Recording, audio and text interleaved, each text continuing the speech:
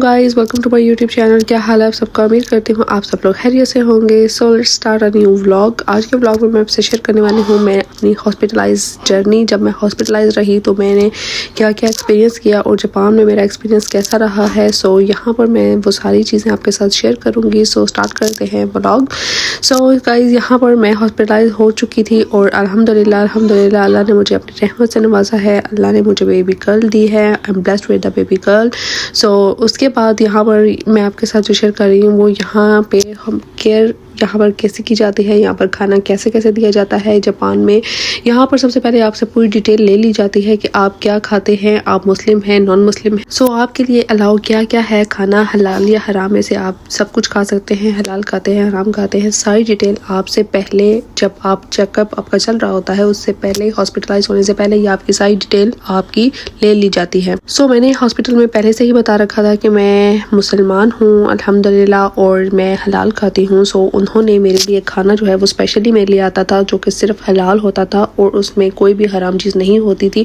और तमाम खाने के साथ मुझे एक चिट दी जाती थी मेरे नाम के साथ और उसमें तमाम इंग्रेडिएंट्स जो है वो ऐड होते थे कि हमने आपको खाने में क्या क्या दिया है वो सब यहाँ पर मेंशन होता था और आप अपनी मर्जी से जो चाहो खा सकते हो। और यहाँ पर आपको अलग अलग पोर्शन में आपको हेल्दी खाना दिया जाता है, वेजिटेबल्स हर किस्म के, और यहाँ पर फिश ब्रेड हर चीज़ जो है वो मुझे दी थी जो कि सिर्फ हेल्दी था। स्टार्टिंग में तो मुझे बहुत मुश्किल हो रही थी कि मुझे बिल्कुल भी टेस्ट नहीं आ रहा था क्योंकि इन जापानीज़ लोग बिल्कुल भी जो है वो ना नमक ना मिर्च ना शुगर कुछ चीज़ जो है वो अपने खानों में इस्तेमाल नहीं करते। इनका टोटली खाना जो है वो बॉइल्ड होता है और ऑयल के बगैर कुक होता है, इसलिए ये जो है वो हेल्दी ही खाते हैं। और यहाँ पर जो है वो जब मैं हॉस्पिटलाइज रही हूँ 6 दिन जो है वो मैं हॉस्पिटलाइज रही थी और इतनी ज़्यादा यहाँ पर केयर की जाती है और आपको खाना हेल्दी दिया जाता है। अब उनके खाने की मुझे इतनी आदत हो गई थी, अब मुझे मज़ा आने लग गया था। स्टार्टिंग में आपको मुश्किल होती है लेकिन जब आप खाने स्टार्ट हो जाते हो तो आप ऑटोमेटिकली आदी हो जाते हो, आपको अच्छा लगने लग जाता है। तो गाइस, पूरे वीक में जो मुझे ब्रेकफास्ट लंच और डिनर आता था वो उसकी सारी मैं वीडियो बनाई थी और वो सारी यहाँ के सारी मैंने यहाँ पर शेयर की हैं आपके साथ।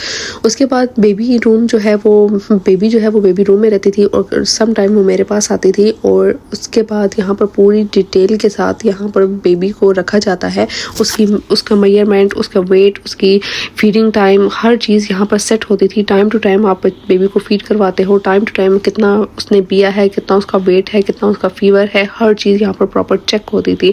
और यहाँ तक कि वो मेरा चेकअप भी जो है वो डेली बेसिस पे यहाँ पर स्टाफ आता था और डेली में जो है वो चेक करते थे। इतनी ज़्यादा यहाँ पर केयर है कि रात को भी यहाँ पर सुबह और शाम स्टाफ चेंज होता रहता था और सुबह और शाम जो है वो रात को भी इवन आकर वो हमें चेक करती रहती थी और पूछती रहती थी कि आपको किसी चीज़ की ज़रूरत है तो नहीं, आपको कुछ चाहिए तो नहीं, अगर आपको इवन आपको कोई पेन है, आपको कुछ मेडिसिन वगैरह चाहिए तो भी आप उनसे रिक्वेस्ट कर सकते हो।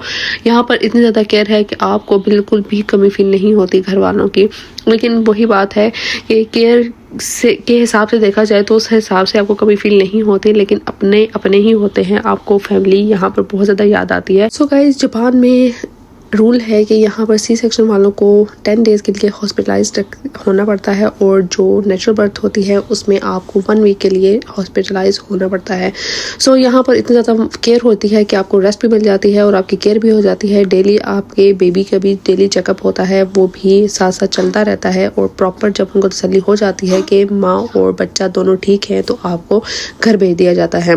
जापानीज़ लोग अपनी लाइफ में इतना ज़्यादा बिजी होते हैं कि उनके पास रेस्ट के लिए भी बिल्कुल भी टाइम नहीं होता। यहाँ पर सब लोग जो है वो काम करते हैं और उनको कोई भी हॉलीडेज़ वगैरह नहीं होती हैं, इसलिए जब उनके जब बच्चे पैदा होते हैं तो उसके बाद उनको एज अ रेस्ट के तौर पर इतने ज़्यादा दिन हॉस्पिटलाइज रहना होता है ताकि वो उनकी केयर भी हो सके, उनका रेस्ट भी हो सके। और जापान की सबसे अच्छी और ख़ास बात ये है कि यहाँ पर केयर चाहे वो फॉरेनर हो चाहे वो जापानीज़ हो, उनकी केयर सेम है, इनके रूल रेगुलेशन सबके लिए बिल्कुल सेम होते हैं और यहाँ पर उतनी ही केयर उनकी की जाती है जितनी कि एक जापानीज़ की जाती है। यहाँ पर एक और अच्छी बात यह है है कि जब आप हॉस्पिटलाइज होते हैं कि आपको कभी भी उठकर जाना नहीं पड़ता डॉक्टर्स के पास। डॉक्टर्स आकर खुद आपके पास आकर आपका हाल चाल पूछते हैं, आपका चेकअप करते हैं और यहाँ पर ही आपको हर चीज़ प्रोवाइड कर दी जाती है। इवन कि आपके अगर कोई टेस्ट वगैरह भी होते हैं तो वो भी आपको यहीं पर आपको रिपोर्ट्स दे दी जाती है, आपको खुद से जाना नहीं पड़ता है। सो यहाँ पर था मेरे पास चार्ट जो कि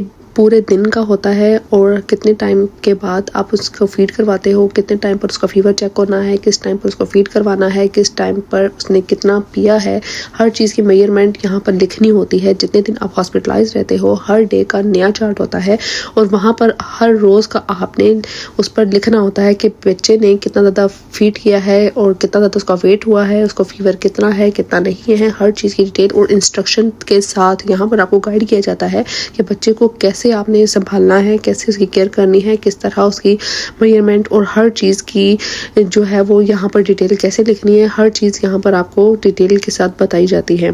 यहाँ पर फर्स्ट टाइम मेरा एक्सपीरियंस रहा है और इतना ज़्यादा अच्छा रहा है कि मैं क्या ही बताऊँ। इनकी जितनी भी तारीफ़ की जाए वो कम है। इनके इतने अच्छे रूल्स हैं, इतने अच्छे इन्होंने बनाए हुए हैं ताकि हमें किसी भी किस्म की कोई भी मुश्किल पेश ना आए। सो यहाँ पर मेरा एक्सपीरियंस इतना ज़्यादा अच्छा रहा है कि यहाँ के लोग इतने ज़्यादा अच्छे होते हैं, इतने ज़्यादा केयर करने वाले होते हैं कि मैं शायद ही किसी मुल्क में ऐसा होता हो कि इन लोगों के नज़दीक एक इंसान की कदर क्या होती है।